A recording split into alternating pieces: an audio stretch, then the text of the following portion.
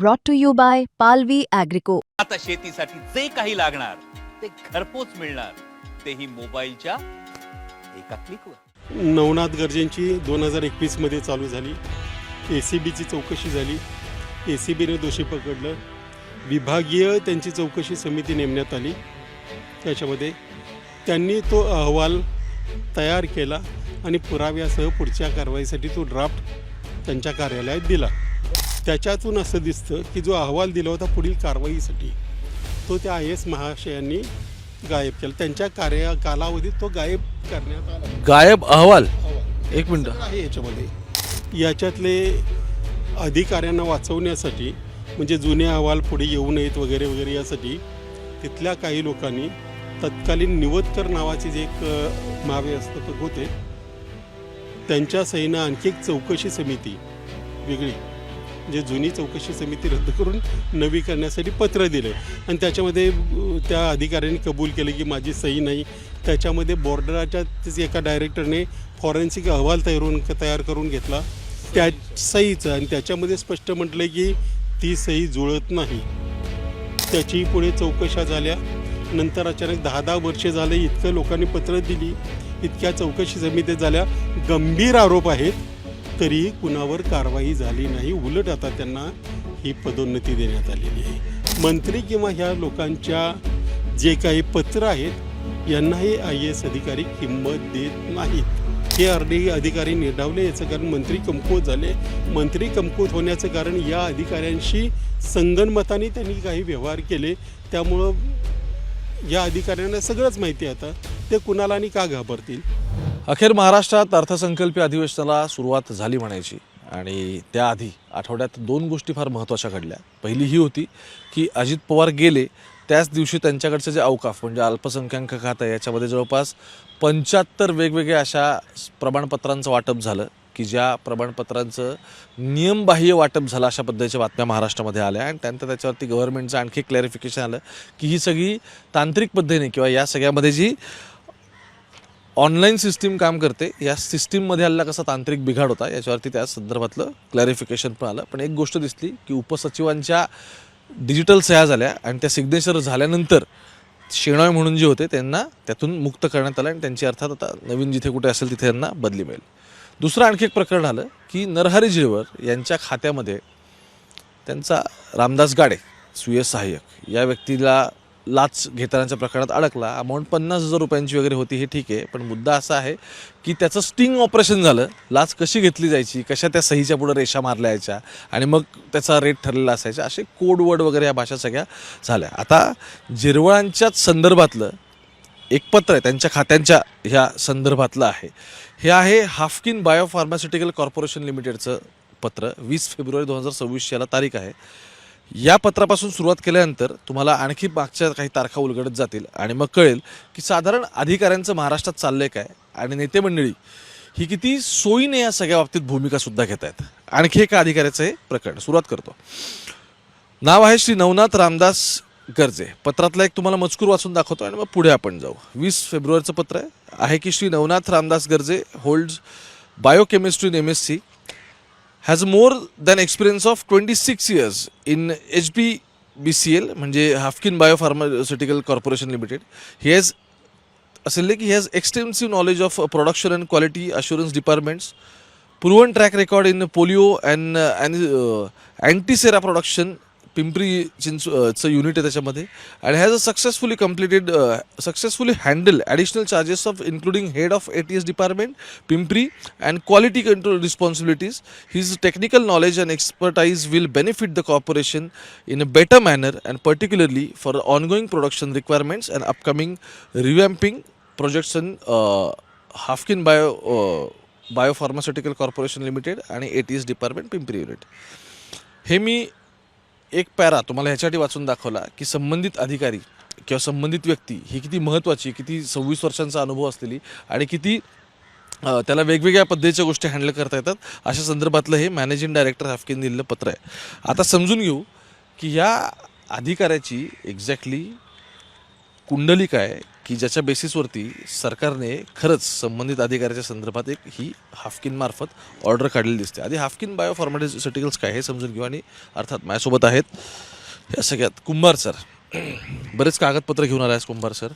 मी प्रस्तावना थोडी मोठी दिली कारण मला असं वाटतं की हे जे काही सरकारमध्ये चाललं आहे आणि मग त्याला समांतर चालणारा अधिकाऱ्यांचा वर्ग हे नक्की कशा पद्धतीने ऑपरेट होतात ते आपल्याला कळलं पाहिजे आणि लोकांपर्यंत आपण ते 100% पोहोचवलं पण पाहिजे.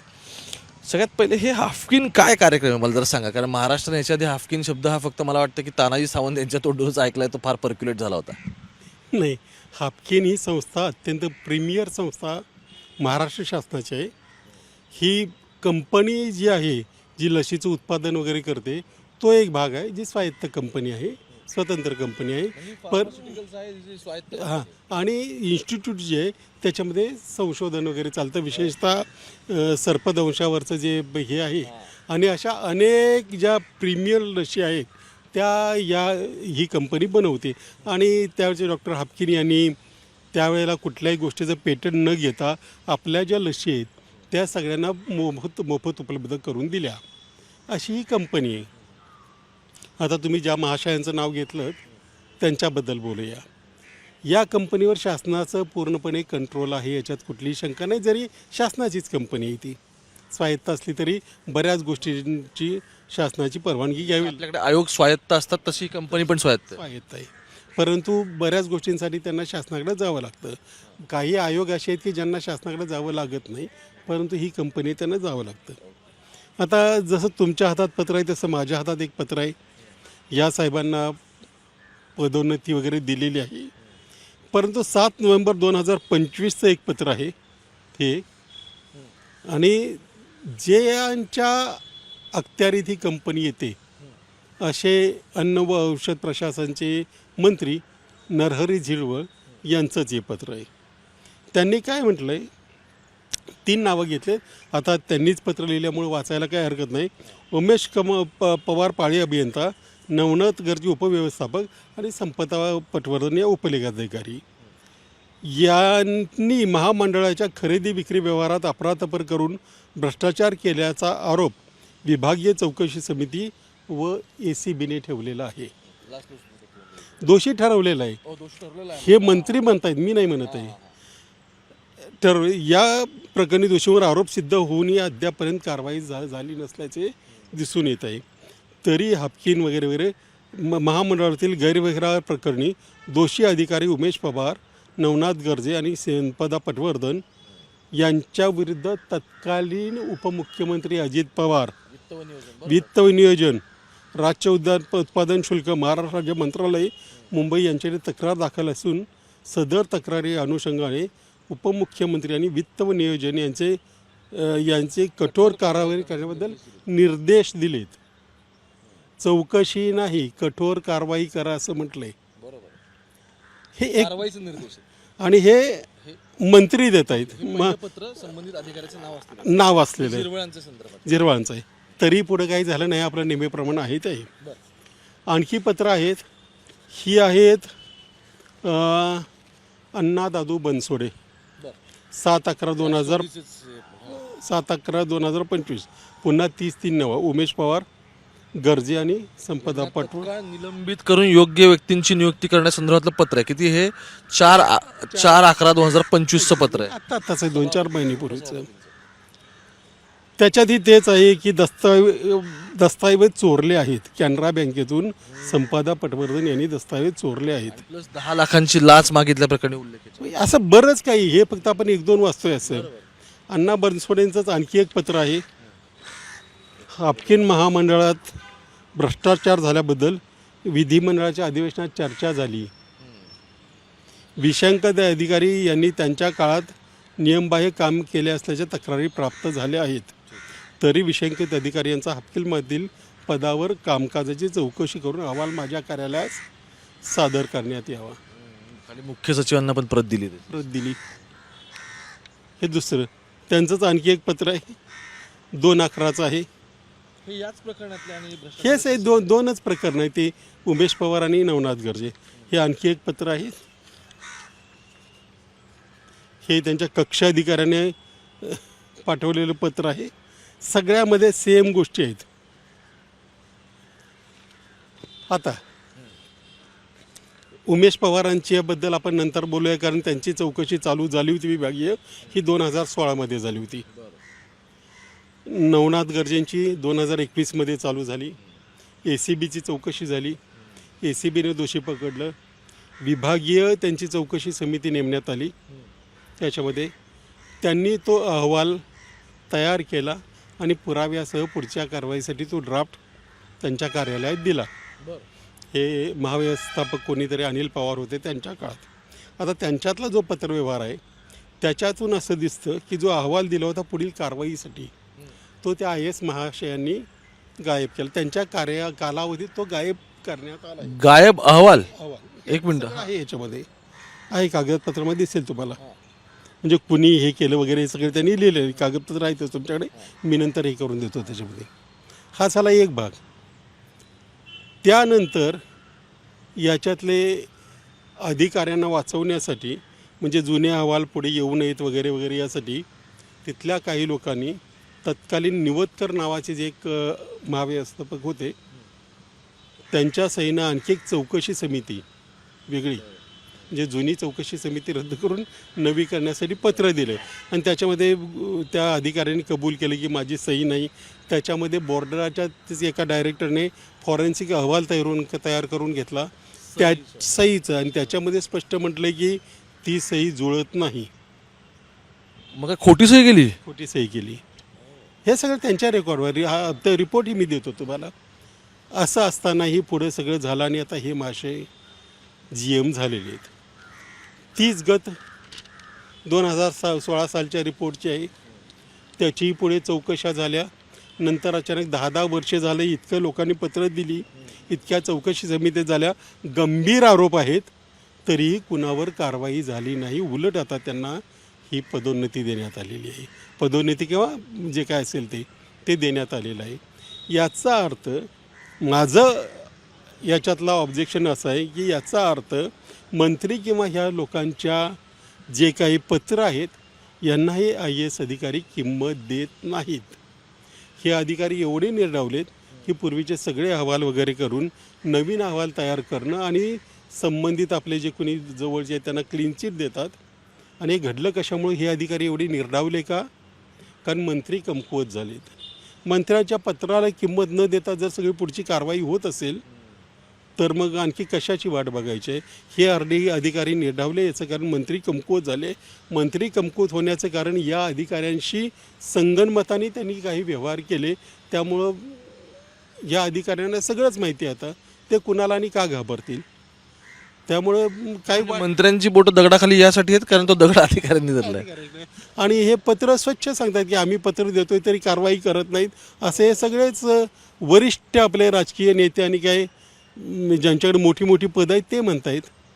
उपमुख्यमंत्र्यांच्या, संबंधित खात्याच्या मंत्र्यांच्या, उपसभापतींच्या पत्रांना जर ह्याची उत्तर द्यायची पण दक्षता त्यांनी घेतलेली नाही आहे. असं जर चालत असेल तर मग महाराष्ट्रामध्ये कायद्याचं राज्य आहे अमुक आहे म्हणायचं कशाच्या आधारावर? याची उत्तरं परत यांना क्लीन चिट देण्यासाठी आणखी आपले 1 नंबरचे महोदय तयार आहेतच. आजकाल फार पटकन क्लीन चिट मिळते असं मला जाणवलं. हे म्हणजे वाचायचं आम्ही दक्षता तरी घेतो. हे कुणी आम्ही वाचायची कामं नाहीत. ही IAS अधिकाऱ्यांची आणि त्यांच्या जे कोणी सेक्रेटरी आहेत त्यांची कामं आहेत. ही एवढी मोठी नियुक्ती केली जाते, हे काय मंत्र्यांना न सांगता केली गेली का? तुमच्या खात्याशी संबंधित ते मंडळ आहे, तुमच्या खात्याशी संबंधित ती कंपनी आहे, तरी हे केलं गेलं आहे. आता याच्यावर बोलणार कोण आणि कधी? पण मला आता एक यातलं समजून घ्यायचं, ACBने कारवाई वगैरे केली दिसते की 2021 साली पण झालेली आहे आणि त्यानंतर या सगळ्या प्रकरणामध्ये चौकशी जी काही लागली याच्यामध्ये दोषी पण ठरवलं ACBने हे दिसतंय. मुद्दा असा आहे की अपार्ट फ्रॉम ACB या प्रकरणात दुसरी कोणती समिती गठीत झालेली होती आणि त्यांनी मग काय यांना निर्दोष ठरलं असं काय? नाही, हे नंतर केलं असलं तर त्यांनी ते आपल्यापर्यंत नाही, पण एक कमिटी नेमण्याचा प्रयत्न केला आहे एवढं मात्र दिसून येत आहे. पण तसं असेल तर तो अहवाल या सगळ्यांना यायला पाहिजे ना. 20 तारखेपर्यंत या अहवालाचा वगैरे त्या पत्रात कुठे काय उल्लेख दिसत नाही की त्या अहवालातून ते निर्दोष सुटलेत म्हणून मग कारवाई केली. उलट ज्या समितीचे हे केलं, ज्यांनी यांना दोषी ठरवलं त्यांच्यावरही आता हे केले जातात की तुम्ही वेळेत अहवाल दिला नाही वगैरे वगैरे, ते आरोप ते चालूच आहे आणखी त्याच्यामध्ये. मग ठीक आहे, म्हणजे ते तसंच झालं ना की पोलीस वेळेत चार्जशीट फाईल करत नाही म्हणून मग गुन्हेगार परत बाहेर पण निघतो. एकदम सेमच पॅटर्न तो मला असं वाटतं. आता इथं एक वाक्य आहे हे एका त्या रिपोर्टमध्ये, यांच्या हातातील फाईल श्री अनिल पाटील सर म्हणजे त्यावेळचे महाव्यवस्थापक त्यांच्या ताब्यात घेतल्या, कागदपत्र ताब्यात घेतली, तेव्हाही सबळ पुराव्याच्या प्रती असलेली फाईल देण्याऐवजी मी झेरॉक्स करून एक प्रत देतो असं सर्वांसमक्ष सांगितले. असे अमुक अमुक यांनी सांगूनही मी फाईल वाचून ताबडतोब करतो असे विश्वासाने अनिल पाटील यांनी महाव्यवस्थापकांनी सांगितलं आणि गरजेविरुद्धच्या पुराव्यासहित या चौकशीमध्ये तथ्य असून पुढील प्रशासकीय योग्य कारवाईची फाईल अनिल पाटील यांनी ठेवून घेतली. त्यानंतर मी ताकीद मला मागितली आणि दिलं नाही आणि अजून ती फाईल कुठे गायब आहे कुणालाही माहिती नाही आहे. हा सरकारी कारभार आहे. हे सगळे IAS अधिकारी आहेत याच्यातले, ढेकणे किंवा ते हे जे म्हटलं ना निवतकर ज्यांची सही खोटी केली, ढेकणे नाही हे अनिल पाटील. बरं ठीक आहे, मला एक शेवटाकडे अर्थ चाललोय म्हणून विचारायचं आहे, हे गरजे आता आहेत कुठे, हे करतायत काय हे? कारण आता 20 फेब्रुवारीला तर दिसतं की त्यांची तर नियुक्ती केली. बरं त्यांची नियुक्ती झाली, ही जरी स्वायत्त असलं तरी सुद्धा त्याला घाटी काय सरकारची शिफारस होती की एक्झॅक्टली काय, म्हणजे कशी झाली ती नियुक्ती? कळायला मार्ग नाही, पण मला वाटतं एवढी मोठी नियुक्ती करताना संबंधित मंत्र्याला माहिती असायला असावी. परंतु मंत्र्यांनीच नोव्हेंबरमध्ये पत्र, झिरवाळांच्या संदर्भामध्ये त्या मंत्र्यांनीच पत्र दिलं की कारवाई करा म्हणून. पण त्यांना हे पण नव्हतं माहिती ना, ते इनोसंट आहेत की ते म्हणतात की मला माहीत नाही की असं काही लाच वगैरे घेतली आहे ती. नाही, ती कधी माहिती नसतेच, कारण एक आपल्याकडे जे क्लीन चिट देणारे आहेत किंवा पोलीस अधिकारी असतील ज्यांना ज्या वेळेला आरोपींना पकडायचं नसतं त्यावेळी त्यांना काहीच माहिती नसतं. त्यामुळे आता याच्यावरचं उत्तर सामान्य माणसाकडे असणं अशक्य आहे, कारण त्यांचा दृष्टिकोन, त्यांच्या कुठला कागद बघायचा आणि कुठला नाही हे ते ठरवतात. आपण सांगितलेले सगळे कागदपत्र ते बघतातच असंही नाही, पण आमच्या दृष्टीने ह्या सगळा गैरकारभार आहे, गैरव्यवहार आहे. अधिकारी आहे मंत्र्यांचं आणि वरिष्ठ पदाधिकाऱ्यांचं ऐकत नाहीत, हे याच्यातून सिद्ध होते. धन्यवाद सर. मी मुद्दामून सरांकडून हे प्रकरण समजून घ्यायचा प्रयत्न केला की त्यांच्याकडे बऱ्यापैकी या सगळ्यातले डॉक्युमेंट होते आणि स्पेशली अण्णा बनसोडेंनी दिल्ली पत्र असतील, त्यानंतर उपमुख्यमंत्री कार्यालय म्हणजे अजितदादांच्या खात्याला सुद्धा या संदर्भात दिल्ली पत्र असतील की वर स्वतः झिरवळांचं पत्र आहे ना या सगळ्या प्रकरणामध्ये, की झिरवळ हे स्वतः या सगळ्यामध्ये पत्र लिहितात आणि ते असं सांगतात की यांच्यावरती कारवाई झाली पाहिजे, त्यांच्यावरती याची सही आहे झिरवळांची त्या पत्रावरती. आणि असं असताना कार्यवाही हा शब्द नाही, कारवाई शब्द, ओके, म्हणजे परत चुकून you must take an action. तुम्ही नाही कारवाईच आहे हेच पत्र आहे ना झिरवळांचं. हां सो हाफकिन महामंडळामध्ये जे काही याच्या आधीचे इरेग्युलरिटीज होत्या किंवा मॅल प्रॅक्टिसेस आपण त्याला सोपा शब्द म्हणून भ्रष्टाचार झाला आहे हे स्वतः झिरवळांनी मान्य केलेलं आहे. या संदर्भातले पत्र लिहिलेले आहेत, बनसोडेंनी सुद्धा पत्र लिहिलेले आहेत. असं सगळं असताना या सगळ्या प्रकरणात काय घडलं आहे तर त्याच महामंडळाशी संबंधित ही आहे कंपनी, जी जरी स्वायत्त बॉडी असली फार्मास्युटिकल्स तरीसुद्धा त्याच्यावरती 20 फेब्रुवारीला आत्ता जस्ट ही नवीन ऑर्डर निघाली आणि ह्या ऑर्डरचं हे पत्र माझ्या हातात आहे. जे पत्र मी या सुरुवातीला त्यातला एक पॅराग्राफ तुम्हाला वाचून दाखवला होता की how this officer is very, he has an expertise and he is very expert in doing this things of किती म्हटलं मोर दॅन 26 ऑफ एक्सपिरियन्स त्यांना या सगळ्यामध्ये आहे. तर त्यांची याच्यावरती महाव्यवस्थापक म्हणून होतं नियुक्ती का. चला त्यांना शुभेच्छा देऊ आपण या व्हिडिओच्या माध्यमातून त्यांची महाव्यवस्थापक म्हणून नियुक्ती झाली त्याबद्दल. आणि अर्थात जसं व्हिडिओच्या सुरुवातीला म्हटलं की बा काय सरकारमध्ये काय चाललं आहे आत्ताच्या ना, ह्यातले इतके सारे प्रश्न भंडावून सोडणार आहेत, त्यातले दिवसेंदिवस एक एक डॉक्युमेंट घेऊन तुमच्यासमोर मी येतो आहे. तुम्हाला या सगळ्यावरती काय वाटतं हे आवर्जून कळवा. अधिवेशन सुरू झालं आहे, बघू आता किती लोक प्रश्न विचारतात सगळ्यावरती. मुंबई तक पाहत राहा. कॅमेरा पर्सन गोपाळसोबत मी ओंकार थेट पुण्यावरून.